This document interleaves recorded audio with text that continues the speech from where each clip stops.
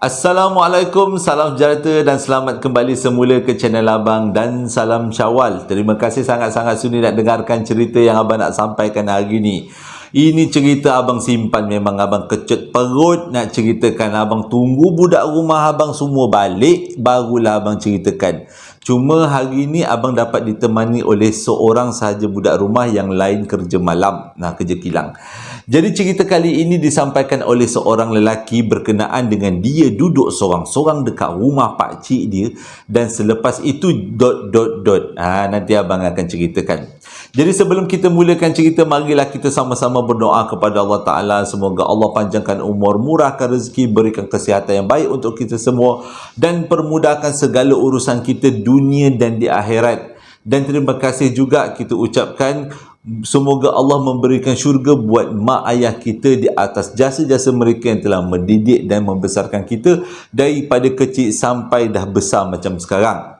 Jadi sebelum Abang lanjut kepada cerita, Abang nak ucapkan selamat pengantin baru untuk sepasang kekasih yang kini menjadi suami isteri, iaitu Fikri dan juga Amira. Ini adalah Abang dapat daripada komen yang kalau tak silap Abang, sama ada makcik ataupun saudara mara dia minta Abang sampaikan ucapan selamat pengantin baru ni. Jadi kepada Amira dan juga Fikri, kalau kalian tengok ucapan ni, komen dekat bawah, kamilah pasangan pengantin tu. Abang ucapkan selamat pengantin baru dan Abang doakan semoga kalian diberikan kebahagiaan hingga ke syurga dan cepat mendapat baby. Amin ya rabbal alamin. Jadi tanpa membuang masa, Abang akan mulakan cerita kali ini.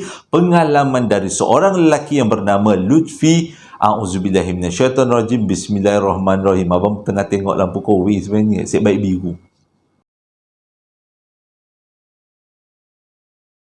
Cerita kali ini berlaku dekat Ampang, Selangor pada tahun 1992. Wataknya adalah Lutfi, nama sebenar.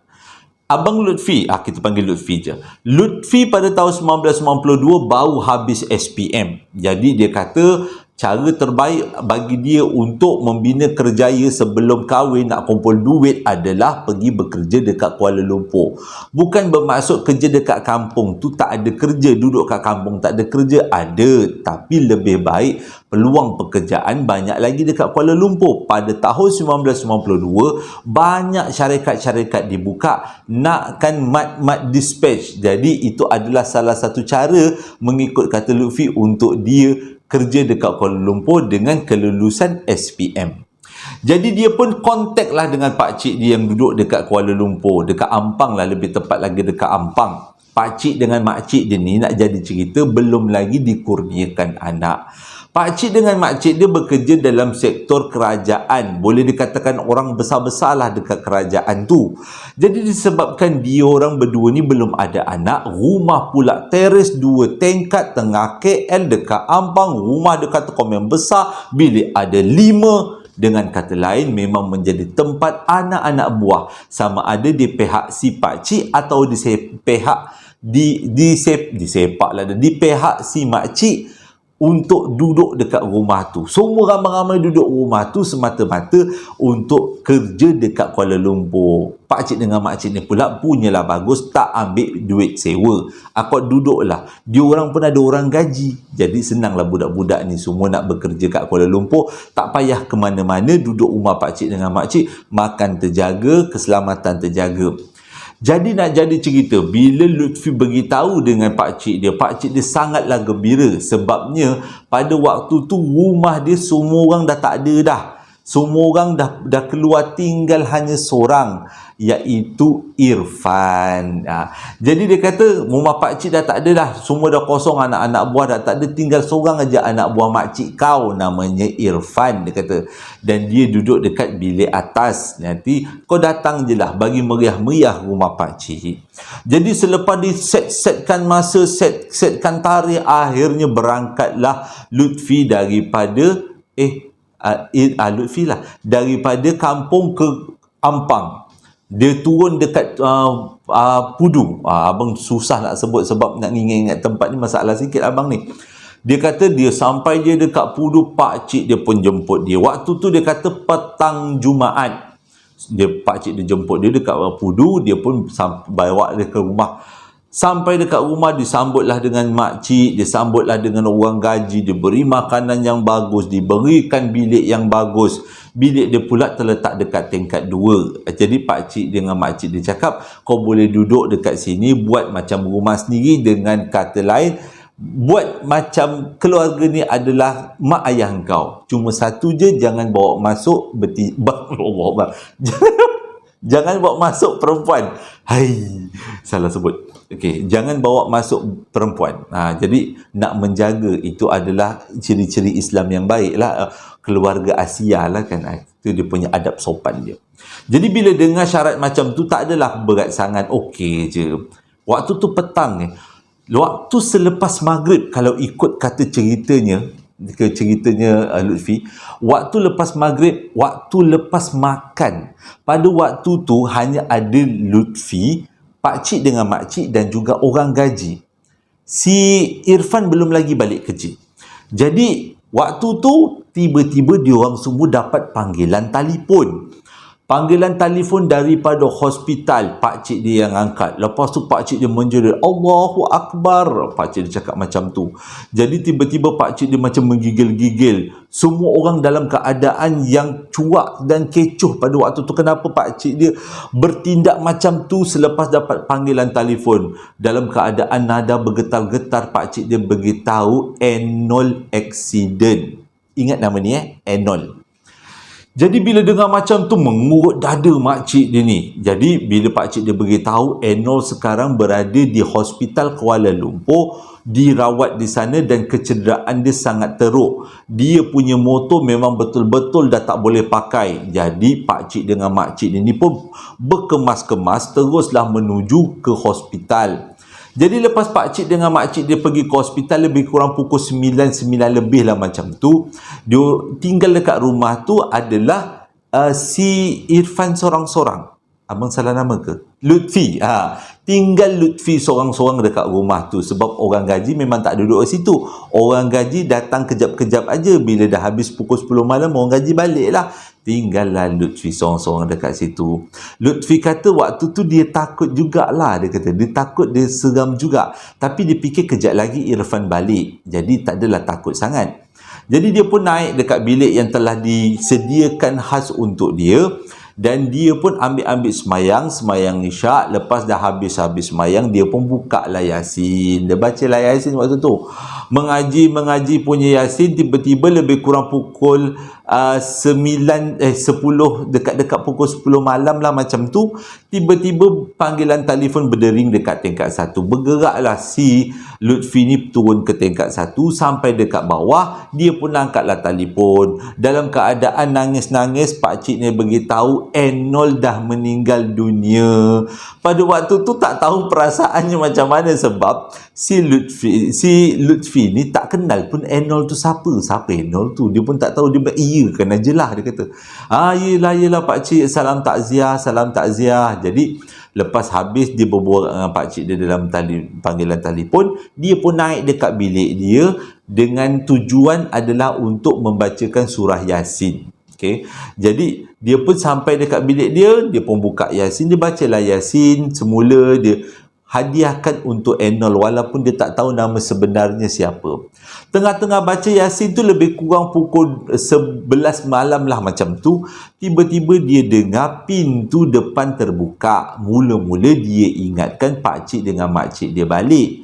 Jadi dia biarkan ajalah. Dia biarkan. Tapi dia tak sedap hati. Dia pun takutlah kalau ada perompak ke apa. Sebab rumah tu dia seorang-seorang. Jadi lepas tak sempat nak habis baca Yasin tu, dia pun keluar daripada bilik. Dia tengok kat bawah. Dia tengok dekat ruang tamu, pintu utama terbuka. Jadi dia pun pergi merapat. Dia pun pelik siapa pula yang terbuka.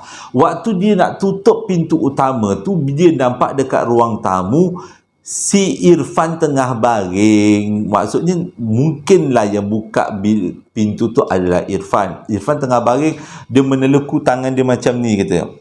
Jadi dia biarkan je lah Irfan tu mungkin penat. Dia baring dekat sofa-sofa dekat ruang tamu. Dia pun Lutfi pun tutuplah pintu, mangga balik dan dia pun teruslah naik ke atas. Sambung balik baca Yasin. Tengah-tengah dia bagi seram abang.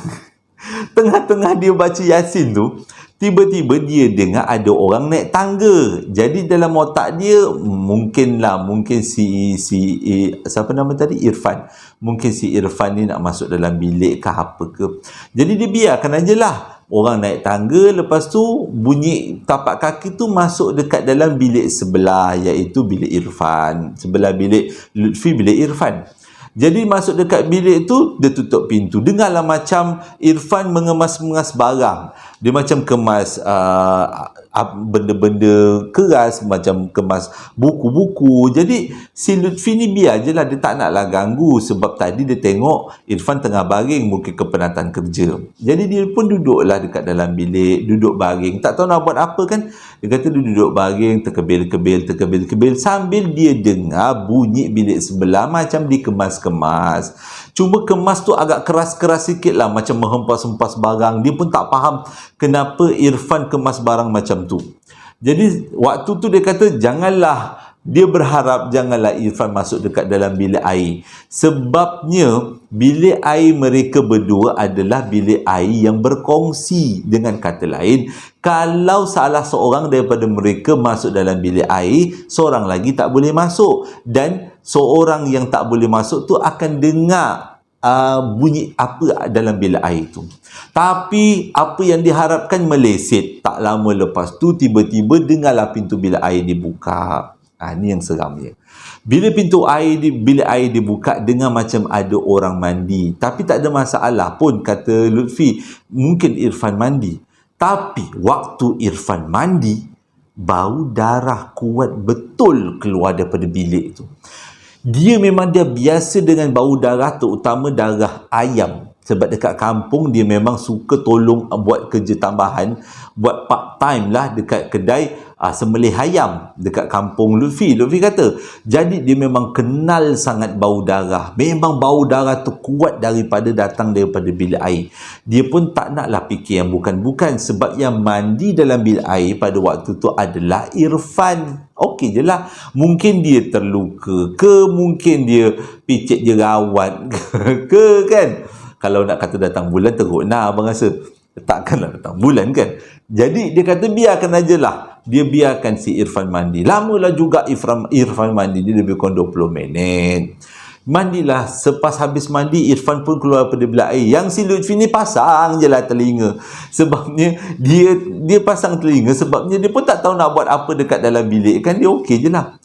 Jadi sepanjang si Irfan mandi tu, dia pasang telinga sampailah si Irfan tu keluar daripada bilik. Lepas keluar daripada bilik, dia dengar Irfan menuruni tangga. Dengan kata lain, Irfan pergi ke kawasan tingkat bawah. Dan lepas tu dengarlah bunyi macam TV dibuka.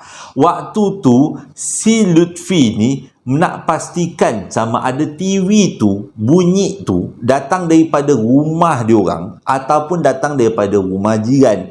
Sebab cara TV tu dipasang memang kuat betul. Agak-agaknya macam hampir-hampir volume penuh lah dia punya sound dia tu. Jadi dia pun buka pintu, dia pun turunlah ke tangga menjengah. Memang betul yang ada dekat depan TV pada waktu tu adalah si Irfan. Dia tak ada masalah, dia okey je. Dia pun naik dekat atas bilik balik, dia pun tariklah selimut.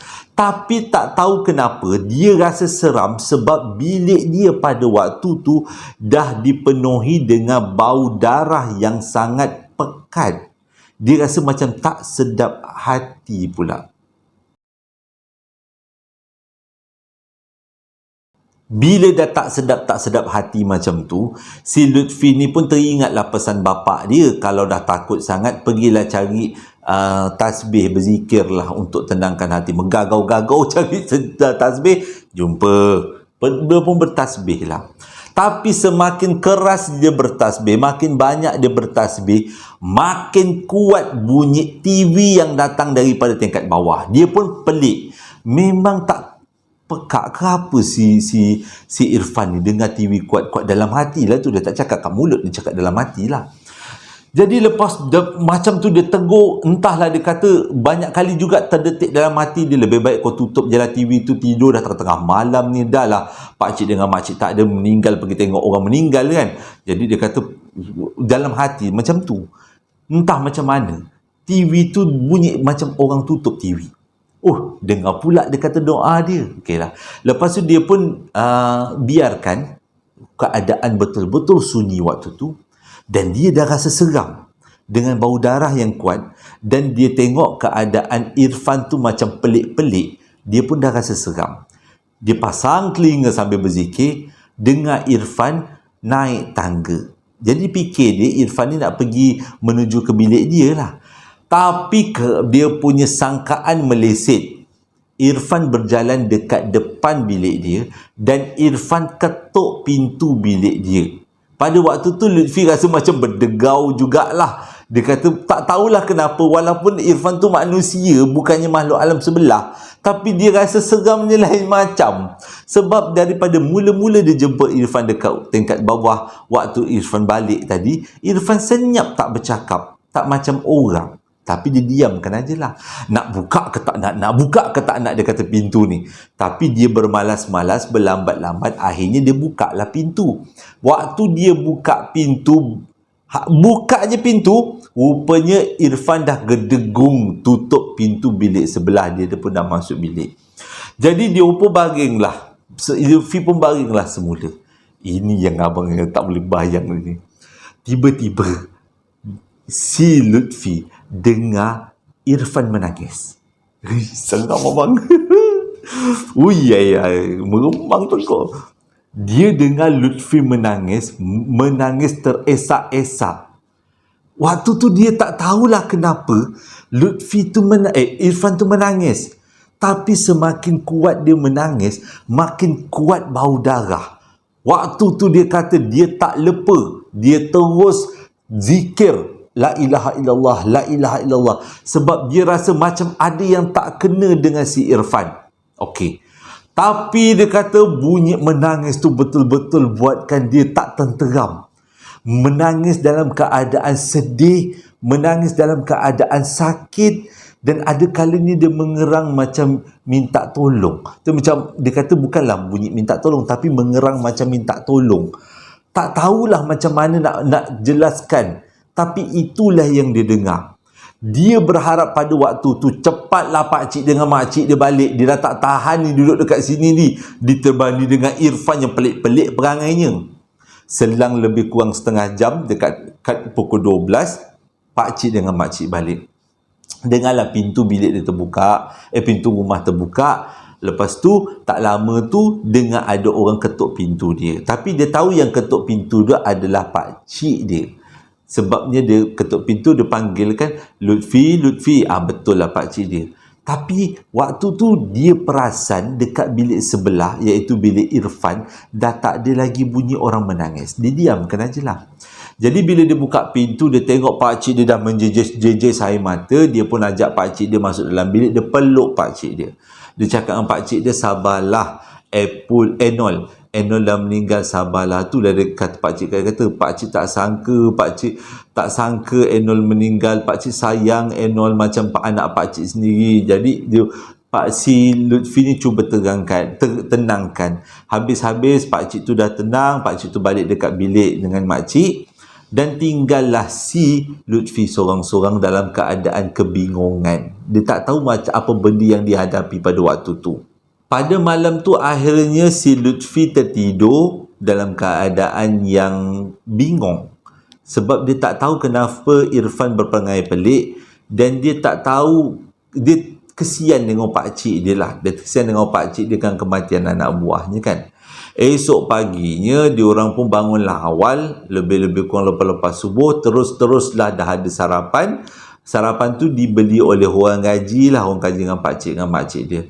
Pada pagi tu pakcik dengan makcik dah siap berpakaian baju kurung, berpakaian baju Melayu, dengan alasannya adalah selepas habis sarapan pakcik dengan makcik nak pergi ke hospital untuk menguruskan jenazah Enol. Jadi bila dengan macam tu tak apalah, habis-habis sarapan pakcik dengan makcik teruslah bergegas pergi ke luar daripada rumah, pergi ke hospital. Jadi tinggallah rumah tu, tinggallah si Lutfi sorang-sorang semula sebab hari tu adalah hari Sabtu. Hari Sabtu orang gaji tak kerja, dia kata. Yang beli sarapan tu adalah orang gaji, lepas dia letak sarapan dia pun baliklah, dia kata. Jadi tinggallah bukanlah seorang, berdua lah, iaitu Lutfi dan juga siapa nama dia tadi? Saiful Irfan. Lutfi dengan Irfan lah dekat rumah tu. Jadi disebabkan ada sarapan lagi, si Lutfi pun pergilah naik bilik atas dan ketuk bilik atas. Ketuk bilik si Lutfi, tujuannya adalah nak ajaklah Lutfi sarapan sama-sama, tapi tak ada yang menjawab. Bila dia buka bilik Lutfi, dia tengok Lutfi tak ada dekat dalam bilik. Jadi dia fikir mungkin Lutfi dah keluar awal kot. Okeylah, dia pun turunlah kat tingkat bawah semula. Dia pun tengoklah TV. Waktu dia tengok TV tu, dia rasa macam ekor mata dia macam nampak sesuatu tau. Nampak macam orang melintas-lintas, tapi bila dia tengok tak ada siapa-siapa. Bila dah lebih kurang pukul 12 macam tu, nak dekat-dekat Zohor, baru dia nampak dekat rumah, dekat kawasan dapur, ada lelaki, ada memang bayangan-bayangan lelaki. Tapi kalau tengok dia punya bayangan-bayangan tu macam bayangan Lutfi. Jadi memang taklah terkejut sangat sebab memang Lutfi duduk situ kan. Jadi lepas banyak kali bayangan tu terjadi, lintasan-lintasan tu terjadi, siapa nama dia? Abang tersilap nama, Irfan. Jadi Lutfi dia rasa macam ada bayangan-bayangan Irfan dekat dalam dapur. Jadi dia pun pergilah dapur. Sampai dekat dapur, dia tengok memang ada Irfan dekat dapur. Tapi Irfan tu macam pelik sikit sebab dia duduk meneleku dekat meja dapur. Dia duduk macam terbaring dekat meja dapur macam tu. Dia pun biarkan je lah. Tapi dia pelik juga. Dan dia pun cakaplah macam ni. Dia kata, Irfan tu ada sarapan. Tadi makcik orang gaji beli. Jadi kau bolehlah sarapan kalau kau nak sarapan tu. Pada waktu tu Irfan tak menyaut. Irfan senyap je. Jadi Lutfi pun tak adalah fikir. Dia pun pergilah ke depan, duduklah tengok TV balik. Lebih-lebih kurang lepas-lepas Zohor tu, dia tak naik kat tingkat 2 sebab dia kata seram, bau darah yang malam tadi tu masih lagi kuat. Dia tak berani nak jenguk-jenguk dekat tingkat 2. Jadi lebih-lebih kurang pukul 12 tengah hari macam tu, pukul 2, pukul 1 macam tu, bukan pukul 12, pukul 2 macam tu, pakcik dengan makcik dia balik. Jadi si Lutfi ni bukalah pintu. Jadi pakcik dengan makcik ni pun duduklah dekat ruang tamu sambil menangis balik. Jadi pakcik dengan makcik ni menceritakanlah kepada Lutfi macam mana keadaan proses pengkebumian Enol, macam mana keluarga Enol. Maksudnya dia punya penerimaan dia, rupanya Enol aksiden motor balik daripada kerja petang semalam. Jadi dengan kata lain, itu menjadi satu musibah yang sangat menyedihkan lah. Pakcik dia macam menyalahkan, pakcik dengan makcik ni menyalahkan diri mereka kerana tidak melayan Enol dengan tak sempat nak melayan Enol sebab kebanyakan masa dia orang habiskan dekat pejabat. Jadi si Lutfi ni dengar je lah luahan daripada pakcik dengan makcik dia. Habis-habis meluah, ni yang bestnya, habis-habis meluah, si pakcik ni cakap, jom kita kemas bilik. Pada waktu tu, si Lutfi bela. Bilik mana yang nak kena kemas pakcik? Bilik atas, dia kata. Pakcik nak minta tolong kau kemas-kemaskan dengan pakcik. Pakcik tak kuat nak kemas seorang-seorang. Dia dah rasa lain macam tau. Dia kata rasa macam, jangan-jangan. Dia dah tergerak-tergerak dah, dia kata. Jadi dia pun ikutlah pakcik. Dia naik atas, sampailah dekat bilik Irfan. Waktu tu si Lutfi dah beli. Kenapa masuk dalam bilik Irfan? Jadi bila masuk dekat dalam bilik tu, dia teruslah tengok pakcik dia kemas-kemas barang dan dia pun teruslah kemas. Pakcik dia cakap kejap lagi keluarga nak ambil barang-barang ni supaya nak bawa balik ke kampung. Sebab dia kata jenazah kemudian dekat KL kan, dekat Ampang, dia kata. Jadi barang-barang ni nak dibawa balik kampung. Pada waktu tu barulah Lutfi tanya, pakcik, sebenarnya siapa yang meninggal? Pakcik tu dengan muka sedih, dia jawab, Enol yang meninggal. Inilah bilik Enol. Jadi pada waktu tu si Lutfi blur. Bukankah ni bilik Irfan? Pakcik jawab, memang ni bilik Irfan, tapi kami panggil Enol. Dengan kata lain, Irfan itu Enol Enol itu Irfan. Waktu tu Lutfi fikir, Lutfi lah. Waktu tu Lutfi fikir dia nak lari daripada rumah tu.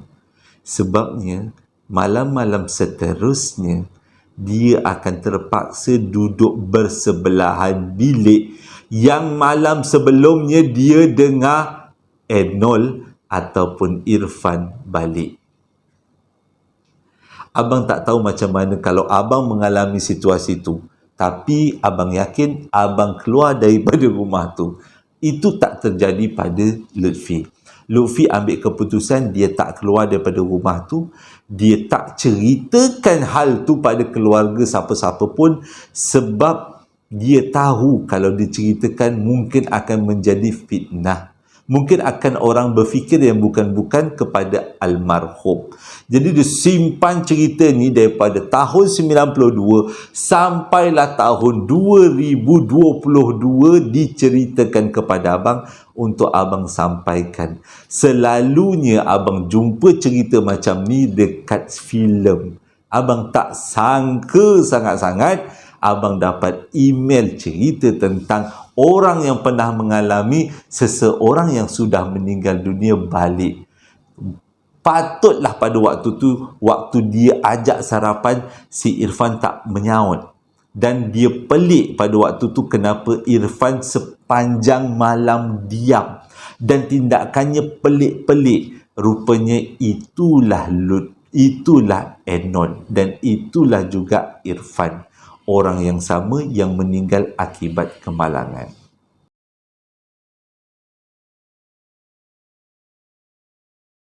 Sebab itu abang cakap, abang nak tunggu budak rumah abang balik, baru abang nak ceritakan. Kali ni abang ubah sikit dia punya tone suara, abang turunkan sebab yang teman abang dia dah tertidur. Jadi dengar dia berkeruhnya nanti. Jadi suara abang ni mungkin akan jadi pelik sikit sebab abang buangkan dia punya, kalau orang putih kata noise, N-O-I-S-E. Maksudnya dia punya gangguan-gangguan kan. Jadi abang buang sikit sebab itu suara abang pelik hari ni. Jadi terima kasih sangat-sangat sudi dengarkan cerita yang abang sampaikan hari ni. Moga-moga ceritanya menjadi iktibar dan pengajaran untuk kita semua. Yang balik tu sebenarnya bukanlah roh, tapi dalam Islam kita percaya itu adalah Qorin. Qorin adalah jin yang berdampingan dengan manusia. Jadi bila manusia itu meninggal, Qorin belum lagi meninggal. Tapi Qorin tahu setiap gerak-geri kita ataupun setiap bentuk kegemaran kita dan dia boleh menyamar jadi kita, cuma tidak perfect. Kadang-kadang keningnya tersengit, hidungnya tersengit. Tapi itulah Qorin. Dia kenal kita sebab dia berdampingan dengan kita sejak daripada kita lahir. Itu yang selalu orang cerita pada abang. Sama ada betul atau tidak, abang percaya-percaya ajalah. Okey, terima kasih sudah dengarkan cerita abang. Dan terima kasih pada yang membeli sambal lara dan perapan sate. Terima kasih sangat-sangat atas sokongannya. Nanti abang nak buat promosi perapan sate. Selepas abang buat promosi sambal lara, abang nak buat promosi perapan sate pula. Beli 3 harga murah. Terima kasih sekali lagi. Hingga berjumpa lagi dalam 2 hari akan datang. Assalamualaikum warahmatullahi wabarakatuh.